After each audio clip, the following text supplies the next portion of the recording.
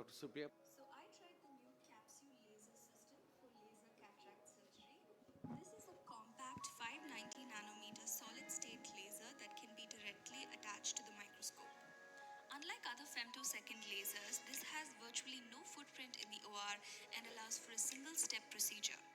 The capsule first is stained with trypan blue dye and then the laser is slid into position. Using a separate foot pedal, the laser is centered, focused on the anterior capsule. The rexus size can be selected anywhere between 4 to 5.5 millimeters. There's no patient interface or any suction on the eye. The laser takes just 1/3 of a second to fire. Wait for it. That was the laser. That's again in slow motion. And that circle you can see in the eye is the well-centered laser capsulotomy. The laser is then conveniently moved out of the way. The capsulotomy is supposed to be a free-floating one. That's the hydrodissection, and you can see that there are no tags there. The edges of this laser capsulotomy are meant to be stronger than a manual rexus or a femtorexus.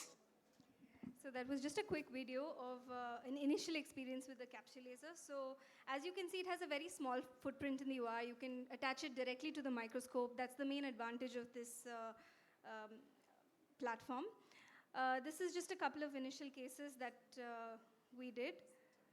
So here basically this dye is a 0.4% dye. So it is a higher concentration of trypan blue than the normal dye. We don't really use an air bubble while injecting this dye because the staining needs to be quite uniform.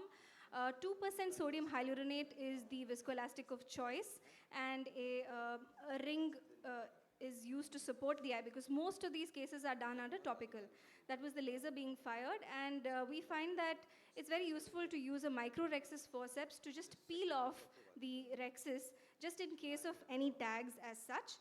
And then the phacoemulsification and the IOL implantation is as per usual. You can see this callisto overlay. So when the nucleus is actually still inside the eye, it is corresponding to the setting that we keep on the capsulotomy laser.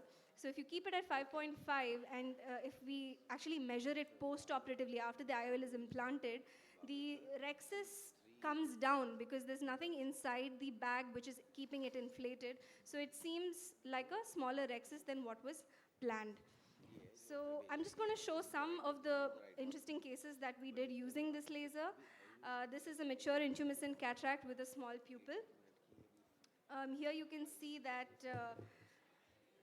this is the main indication for this laser. So we do have an access to a femtosecond laser as well. But the difference here is that the capsulotomy edges are rolled over. That's what makes the edges of the capsulotomy much stronger than even a manual capsulorhexis or a femtosecond laser. So this would probably be the primary indication to use this laser. It's much easier also for beginners to use it in intumescent cataracts. As Dr. Manpreet also explained, these dots are not the ones that need to coincide. The lines here need to coincide and form an inverted V. That's how you know that you are focused on the anterior capsule and not the cornea. After a few cases, when you have free-floating capsulotomies, you can even go ahead and directly do a hydrodissection. This is the routine phaco, so I'm going to skip ahead to the next case.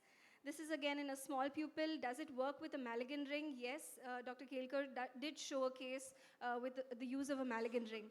The thing here is that you need to use a visco while implanting the Maligan ring itself. Initially, what happened was we just used a normal HBMC. So you can see how the staining happened. HPMC can never be fully removed from the eye. There's always some of it which is going to be stuck onto the capsulotomy. So you see the differential staining pattern here. It's not homogeneous, it's not uniform.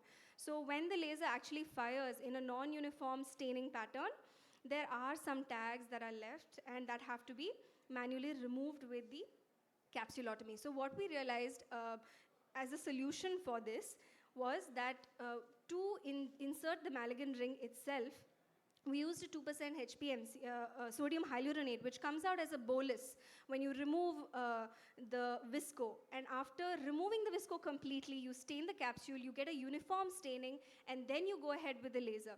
So ideally not to use HPMC in such cases. Of course, one of the major advantages of this laser is to use capsulotomy fixated lenses. We have been using the Femtis M Plus lenses in our practice, which gives excellent postoperative outcomes. And these lenses have to actually be attached to the capsulorhexis. It is a slightly more difficult maneuver and requires a higher skill level, but it helps when we have a strong capsulotomy, because the capsulotomy does undergo some level of stretching when you are trying to implant the lens. Here you can see that after a few cases, you don't need to actually aspirate the capsule. You can directly go in with the hydrodissection because it's a free-floating capsule in most of the cases. Now the phaco as such is as per usual. You can see it's a dense cataract. This patient is planned for the Femtis M Plus lens. Looking at the implantation of the lens, it does require you to capture it onto the capsule with some maneuvers. And initially when you're starting off with this lens, we need to manipulate the capsule edge a little more until we get some practice with this lens. So you see it's implanted. And then some more visco is injected before we go in with a dialer and actually capture the lens on the capsulotomy. So some amount of stretching of the capsulotomy does occur, but the strength of this capsulotomy does prevent it from running off or having any significant weakness. The last case that I'll just quickly be going through is this traumatic cataract. Here, basically, it's a very soft cataract, but a CTR was used successfully with this case. Again, I'm not sure how to fast forward this video, but basically this was done under topical. The capsulotomy was done, a CTR was used, and there was some manipulation of the capsule edge and the bag, but it was easily and successfully done. I have even used this Femtis capsulotomy with the MyLoop device. Even with the MyLoop device, as you open the loop and you're encircling the nucleus with the loop, the rhexis margin does undergo minimal distortions, but a stronger rhexis margin like this definitely helps with such cases. Dr. Supriya, you need to wind up. We are really Yes, running short of time. I'm done. Actually, this is a routine case with a CTR implantation. So that's it. I'm just going to end my talk here. Thank you for your patient listening.